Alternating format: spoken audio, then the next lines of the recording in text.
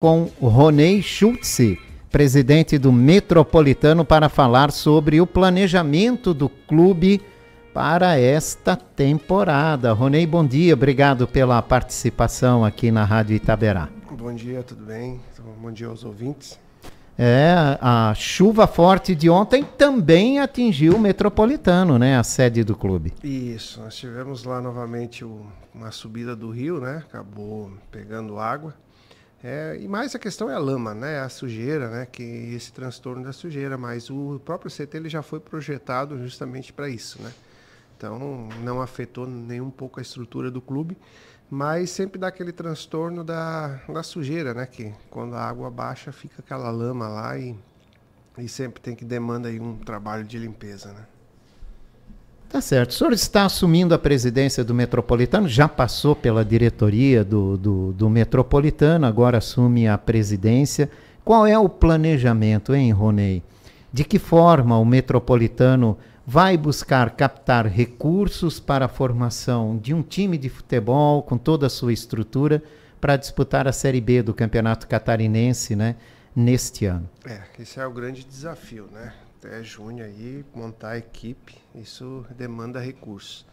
Então nós estamos trabalhando forte para que até 30 de abril a gente consiga levantar os recursos necessários, né, para já começar a montar o esqueleto do time. Hoje o Metropolitano, pela situação financeira, situação econômica dele, a gente precisa fazer uma revolução, né? Precisamos fazer uma revolução em 360 graus em toda a estrutura, né, econômica e financeira do clube. E eu não vejo outra saída senão partir para a SAF, né, que é a Sociedade Anônima de Futebol. Por quê? A SAF, primeiro que ela foi criada pelos clubes, né? O conceito da SAF ela surgiu com um projeto de lei lá em 2020, né? E ela foi desenhada, ela foi construída, né, para ser um dos suportes, né, para uma virada de chave no futebol brasileiro. E de fato isso tem acontecido. A gente vê aí grandes equipes que estavam em situações financeiras muito difíceis, né? Vou citar alguns, por exemplo, a Portuguesa de São Paulo, que estavam em situações calamitantes economicamente falando. Eu até brinco que se a gente pudesse, eu já estou pensando em fazer um decreto de calamidade econômica no clube, pela situação que a gente pegou o clube, mas que com a lei da SAF a gente encontra esse caminho para fazer essa revolução, essa mudança de chave que a gente precisa fazer. A lei da SAF ela traz algumas vantagens bastante pontuais, né? Primeiro que você resolve o passivo, né? Por exemplo, você consegue dar uma solução para o teu passivo, que é o que mais prejudica hoje a gestão, né? Porque toda hora você sofre com ações trabalhistas, que são antigas, né? E que geram a questão dos bloqueios judiciais. Então, hoje, cada receita que cai no Metropolitano, ele é bloqueado judicialmente. Então, partindo para a SAF, a gente resolve esse grande imbróglio aí. Segundo é a capacidade de gerar receita a curto prazo que a SAF tem, né? Através de investidores. Então, a gente já está planejando aí até 30 de abril ter a SAF já pronta, né? Já constituída, né? E já ter os principais aportes para que a gente consiga construir esse processo econômico. Mas que modelo seria de SAF, né? Com investidor? Hoje a gente abriria o capital da SAF, né, para pequenos investidores. Então, e aí o torcedor, queria deixar isso bem claro, que o torcedor fique tranquilo. Esse processo de construção da SAF, no nosso modelo, a gente vai fazer com que o Metropolitano seja ainda mais blumenauense. A gente está buscando a parceria com a Metropolitano Investimentos e Participações, que foi criada lá em 2008, que foi o suporte, né, para o Clube Atlético Metropolitano. Por isso o Metropolitano foi tão forte naquele período, né, graças à MIP, né, que fez todo um investimento em prol do Metropolitano. E a MIP seria hoje a maior acionista da SAF. Quem é a MIP? São grandes empresários da cidade de Blumenau. A MIP não é empresários de fora, não é, né, empresários do futebol. A MIP ela foi constituída como por um grupo de empresários de Blumenau que queriam ver o Metropolitano forte.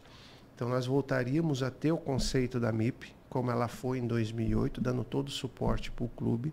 E a única mudança é a mudança jurídica que isso constitui, que ela deixa de ser uma sociedade anônima para ser uma sociedade anônima do futebol, né? E a gente tem essa vantagem das particularidades da lei. Outra vantagem, né? A gente virando SAF, a gente tem acesso à lei de incentivo ao esporte. Então, toda a formação de atletas das categorias de base a gente consegue rodar via lei de incentivo ao esporte.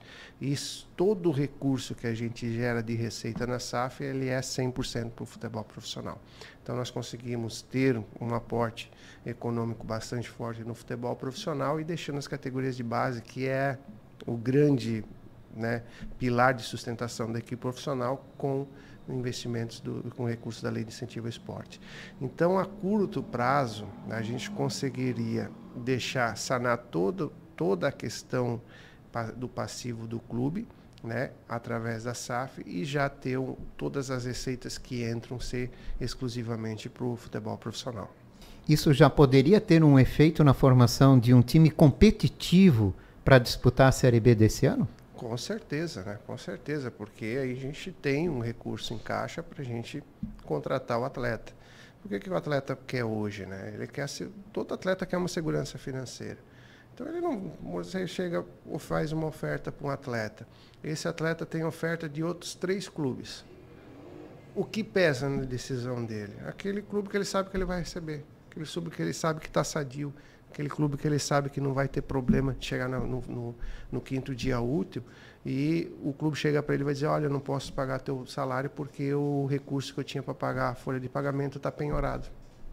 Então, isso que o atleta busca. Então, na hora de eu fazer a oferta, né, para um atleta, né, eu vou levar muito em consideração isso. Você vai chegar aqui, a SAF está redondinha, está tudo certinho, então pode vir que é seguro. Então, essa é a grande aposta que a gente faz, né? E alavancar o recurso.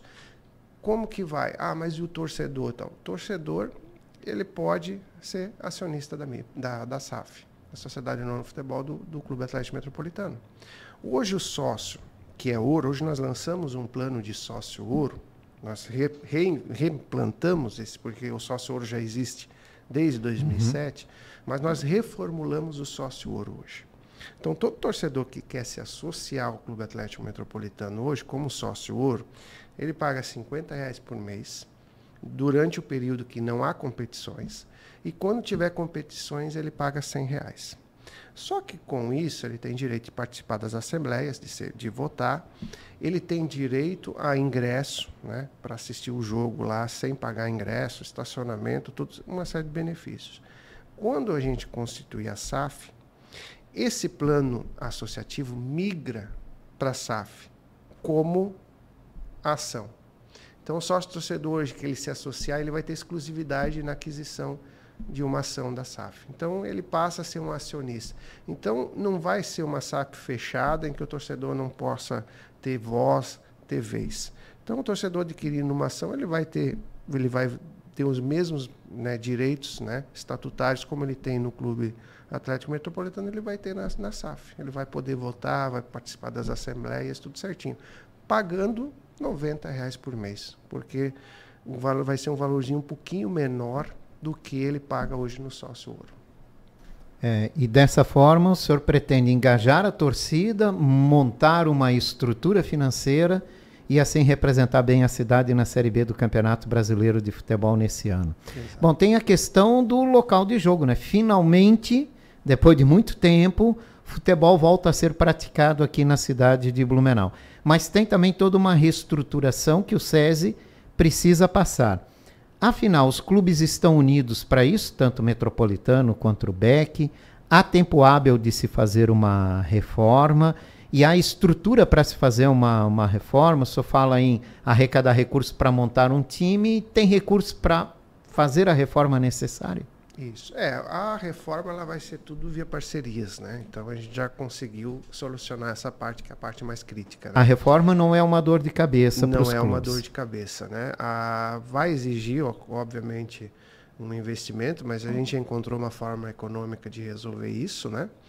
Então, essa reforma do SESI, ela vai ser conjunta entre Metropolitano e Blumenau. Nós vamos tá juntos nessa, porque o uso do SESI, ele tem a mesma proporcionalidade para cada clube. Nós estamos na mesma competição, basicamente vamos ter o mesmo número de jogos, né, e vamos usar o mesmo local, né, sem dificuldade de calendário, porque quando o Metropolitano joga em Blumenau, o BEC vai jogar fora. Quando o BEC jogar em Blumenau, o Metropolitano vai jogar fora. Então nós vamos ter aí uma quantidade de jogos, no máximo de 4 jogos mensais, então com gramado natural isso é compatível. E um grande desafio não é nem a parte estrutural, não é a parte de fazer as reformas, né, de deixar o campo pronto para ser utilizado, né? O grande desafio nosso, a gente considera hoje, é os laudos. A gente tem que entender que não é só fazer a reforma e estar resolvido, né? Porque o bombeiro pode chegar lá e pode pedir outras situações, né? A polícia militar pode pedir outras situações também.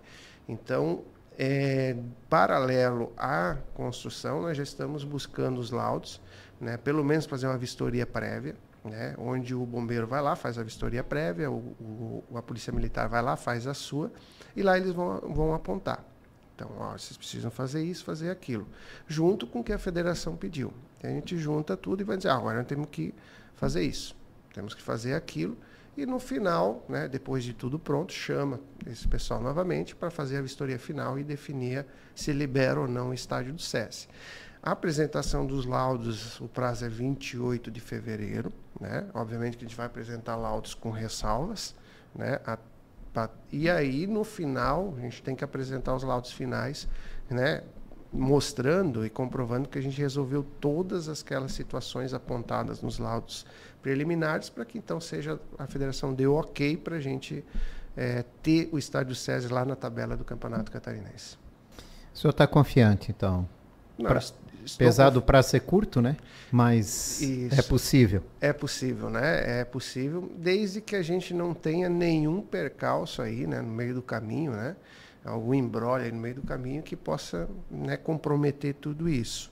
O que seriam imbróglios, né? Alguma questão jurídica ou alguma questão ali de climática que seja muito drástica e possa ocasionar, porque a gente corre esse risco, e não pode descartar isso. Você está lá reformando, está quase tudo pronto e... Né, temporal acaba com tudo. Temporal acaba tudo. A gente já teve situações, né, anteriores que o estádio estava 100% e nós tivemos que jogar fora porque alagou o campo do SESI. Né? Aquele campo ficou debaixo da água. Acho que, se não me engano, foi 2008. Né? Em plena Série C. E tivemos aquela catástrofe ali de 2008, em novembro, né? Que eu lembro que a gente teve, não sei se foi esse, me falha a memória, mas teve um ano que a gente jogou fora porque o SESI ficou debaixo d'água. Né? Então, é suscetível, não tem como prever esse tipo de situação. Torcemos para que não ocorra. Né? Torcemos sim. Ronei Schultz, obrigado pela sua participação, né? Volte mais vezes aqui, conforme for o avanço das negociações. É sempre importante a gente falar do futebol que esse ano volta a ser praticado aqui em Blumenau. Obrigado e boa sorte à frente do Clube Atlético Metropolitano. Muito obrigado e um grande abraço a todos aí. Eu conversei com o presidente do Clube Atlético Metropolitano, Ronei Schultz.